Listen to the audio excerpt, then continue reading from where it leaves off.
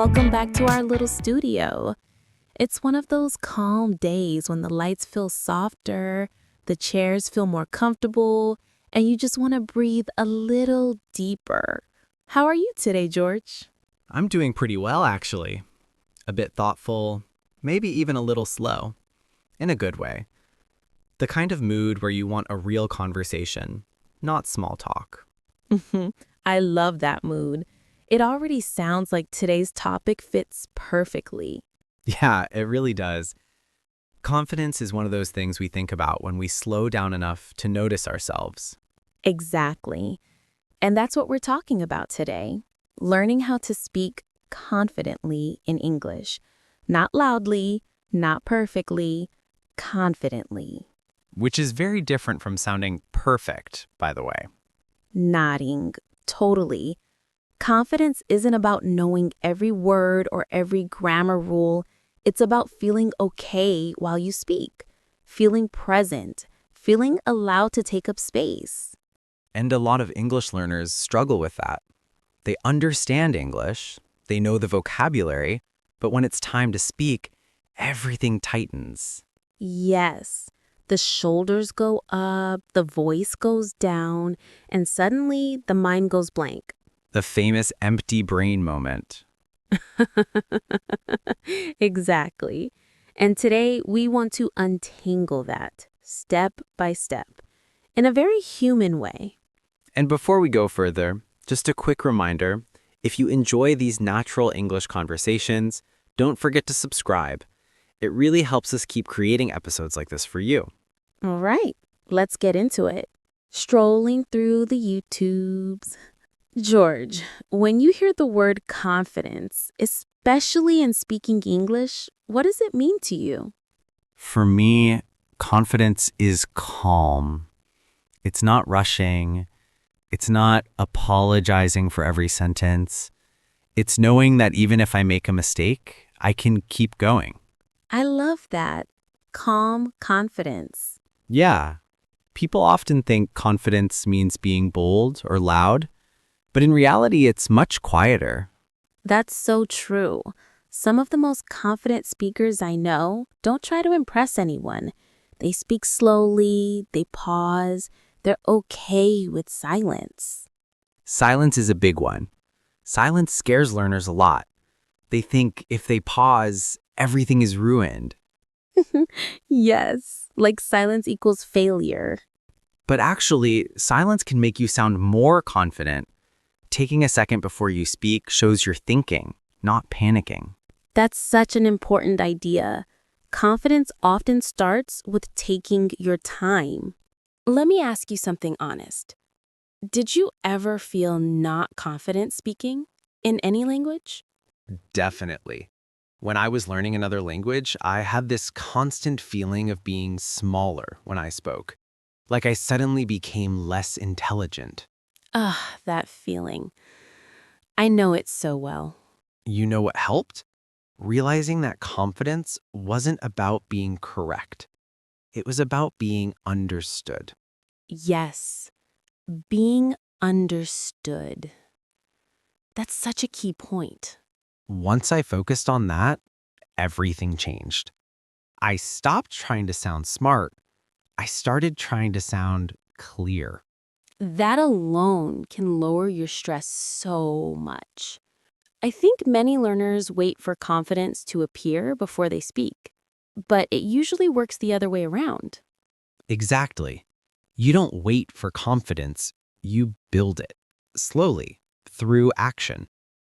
So if you're listening right now and thinking, I'll speak when I feel confident, we want to gently say, confidence comes after you start speaking. Often after many awkward moments. Yes, especially after awkward moments. Let's talk about fear for a second. What do you think learners are most afraid of when they speak English? Judgment, being seen as not smart, not educated, or being laughed at. Or sounding childish? Yes. But here's the truth. Most people are not judging you as much as you think. They're too busy thinking about themselves. That realization is so freeing. And even if someone notices a mistake, it usually doesn't matter. Confidence is more memorable than correctness. That's such a powerful sentence. Confidence is more memorable than correctness. This brings us to our first practical mindset shift. Stop apologizing for your English. Yes! Saying sorry for my English before every sentence trains your brain to feel small. Instead, just speak. You don't owe anyone an apology for learning. And if you make a mistake, you can simply correct it. Or not. Many mistakes don't even need correction. Let's give our listeners something concrete. What's one small thing they can do today to sound more confident? Slow down. Speak about 10 to 15% slower than you think you should. Yes, speed is often a reaction to fear. When you slow down, your pronunciation improves, your grammar improves, and you sound more confident, even if the words are simple. Simple words, calm tone. That's a winning combination. Another thing that helps confidence is using familiar phrases, things you already know well. Absolutely. That's why expressions like, you know, I think, to be honest, and in my opinion, are so useful. They give your brain a soft landing. A soft landing. I love that. Instead of jumping straight into a sentence, you ease yourself in. It's like stretching before movement. Exactly. Verbal stretching. I also think confidence grows when you hear your own voice regularly. Yes, that's why speaking out loud, even alone, is so important. You can talk to yourself, describe your day, or explain something simple like how you make coffee. This builds fluency and confidence at the same time. And it trains your brain to associate English with safety. That's such an important point. Confidence is about feeling safe in the language. Exactly. If your body feels safe, your voice follows. Let's pause here for a moment. If you're listening now, take a breath with us. Relax your shoulders. You don't have to rush. Confidence grows in calm moments like this. And remember, you're allowed to speak slowly. You're allowed to think. You're allowed to be a learner. That feels like a good place to pause. Yeah. Let's continue from here next time and go deeper into practical confidence training. So let's keep going right from here. When we talk about confidence, I think we also need to talk about the voice itself. Not accent, not grammar, the voice. Yes. The way people use their voice changes completely when they're nervous. It gets quieter, tighter, sometimes higher. Or they speak very fast, as if they're trying to escape their own sentence. Exactly. Like, if I say it quickly enough, maybe no one will notice.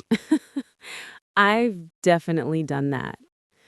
So, what helps with that in your experience? Breathing. It sounds too simple, but it works. Confident speakers breathe lower, slower. They don't speak on empty lungs. Yes. When you breathe calmly, your voice naturally sounds more stable. A very simple exercise for learners is this. Before you speak, take one slow breath through your nose, then speak on the exhale. It immediately grounds you. Grounded. That's a good word for confidence. I also noticed that confident speakers don't rush to fill every silence. Yes. And that connects to another useful phrase learners can practice saying out loud. Let me think for a second. Oh, that one is gold. Instead of panicking when you don't know what to say, you calmly say, let me think for a second. It buys you time and sounds very natural. And it actually makes you sound more confident, not less. What about mistakes? Because mistakes are such a huge confidence killer. They are, but only if you treat them like proof that you're bad. If you treat them like information, confidence stays intact. Information, not identity. Exactly. You're not bad at English, you're someone who's learning. Big difference. There's also something powerful about saying, that's not the word I want, or how do I say this in English? Yes. Those phrases keep you in the conversation instead of shutting you down.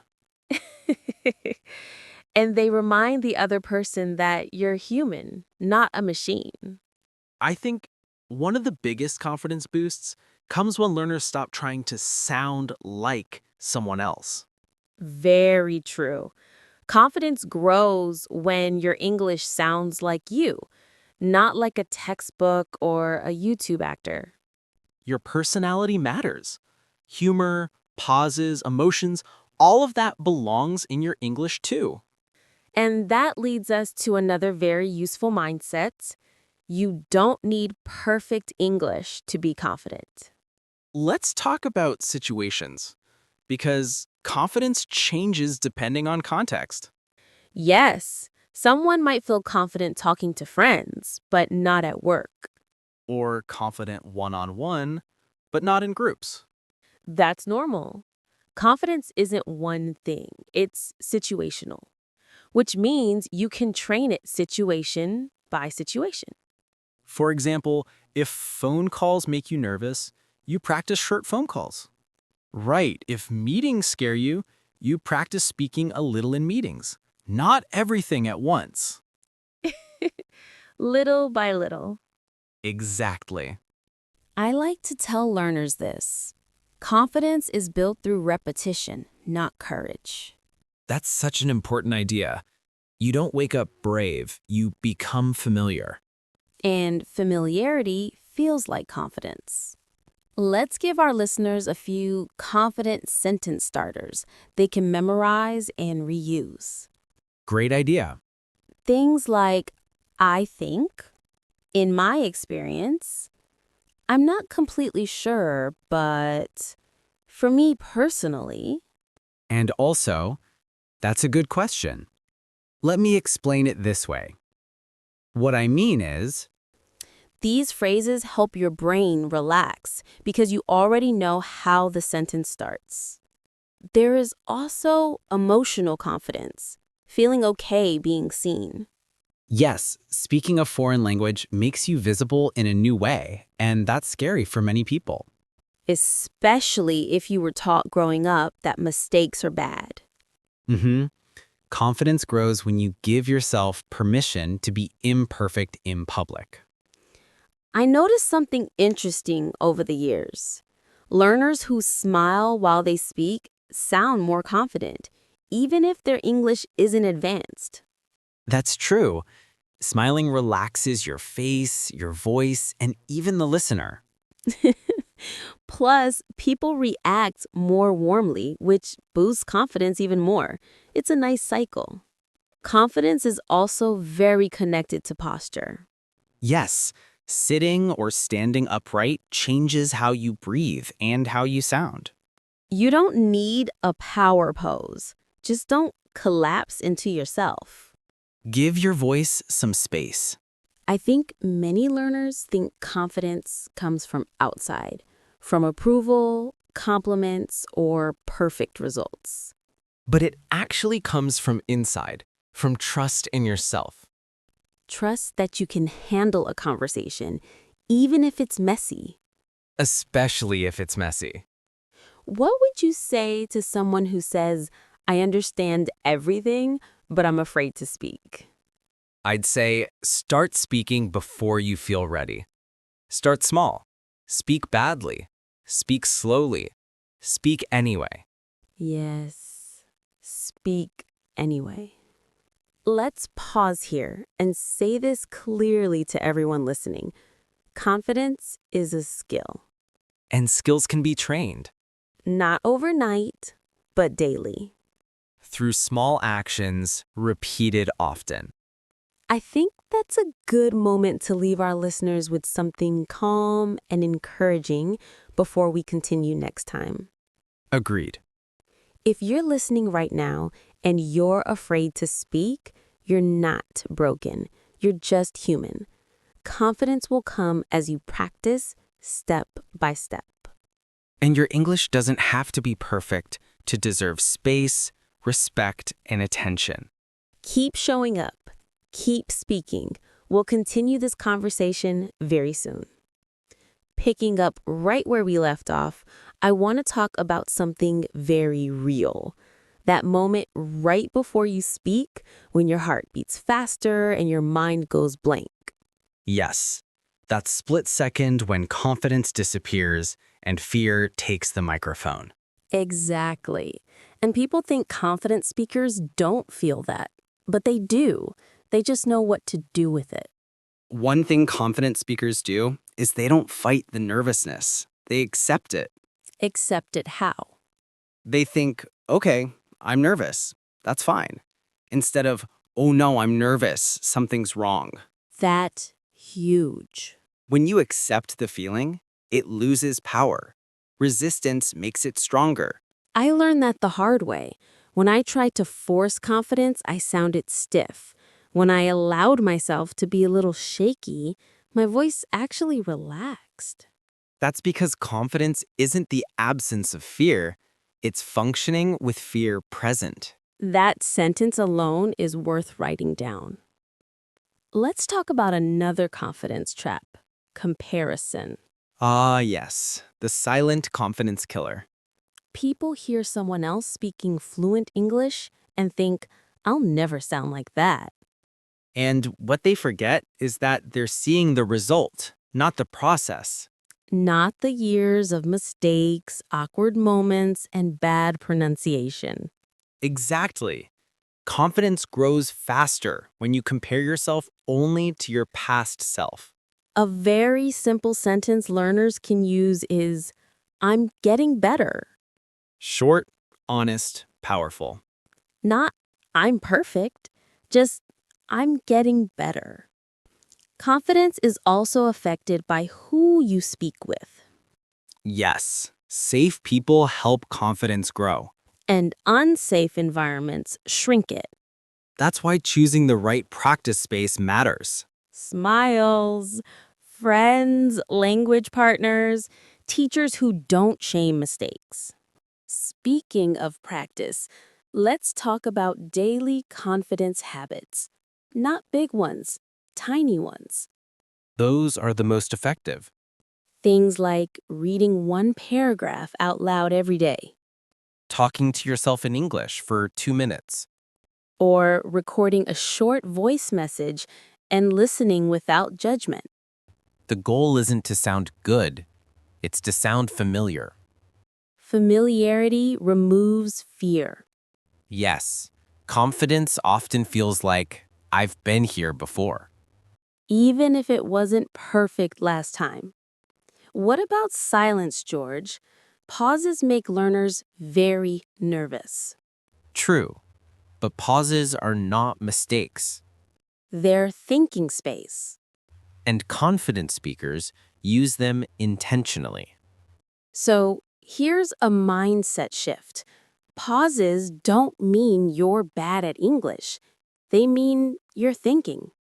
Another phrase learners can lean on is, I need a moment. Or, give me a second. Simple, polite, confident. Let's talk about pronunciation fear. Many people say, I'm not confident because of my accent. That breaks my heart a little. Me too. An accent is not a mistake. It's proof that you know more than one language. And most people actually find accents interesting. Much more interesting than perfect but empty speech. Confidence comes when you stop apologizing for your English. Yes, avoid starting sentences with, sorry for my bad English. You don't need to apologize for learning. There's also something about pace. Confident speakers aren't always fast speakers. Often the opposite. Slowing down makes you sound more confident. And clearer. So here's another sentence learners can practice. I'll say it slowly. That immediately reduces pressure. You know what I find powerful? When learners laugh at their mistakes instead of freezing.